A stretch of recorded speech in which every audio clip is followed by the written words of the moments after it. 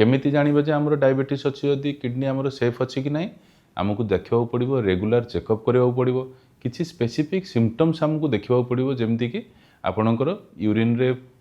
Foam हो कि फ्रोदी urine हो कि यूरिन रे प्रोटीन जाऊँगी कि इन्फेक्शन बारंबार हो जलापोड़ा हो कि आपण पेट काटुची कि तो ये सब जदि कंडीशन आपको देखा जाऊँगी ताहले आपण किडनी चेकअप बा इवालुएसन करबा दरकार। किडनी रो इवालुएसन केमती करा जाए अल्ट्रासाउंड गोटे दरकार पड़े आपन को यूरिन रे प्रोटीन जाऊँगी कि नहीं देखा पड़े माइक्रो अल्बुमिन देखा पड़े यूरिन रे ब्लड जाऊँगी कि नहीं देखा पड़े आउ HbA1c सुगर कंट्रोल अच्छी कि नहीं देखा पड़े ये सब समस्या जदि आपणकर ठीक आम डायग्नोज करें आउ अर्ली डायग्नोज करें ताहले ताको आम इजिली ट्रीट करिपरिबा आउ प्रोग्रेसन को हॉल्ट करिपरिबा। स्पेसिफिकली आम पेशेंट को एडवाइस करू जे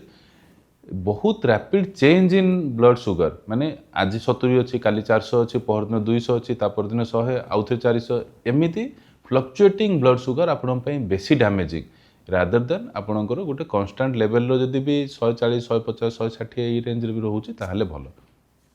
बहुत अधिक फ्लक्चुएट हेले आपणकर बहुत अधिक समस्या हुए किछि अधिक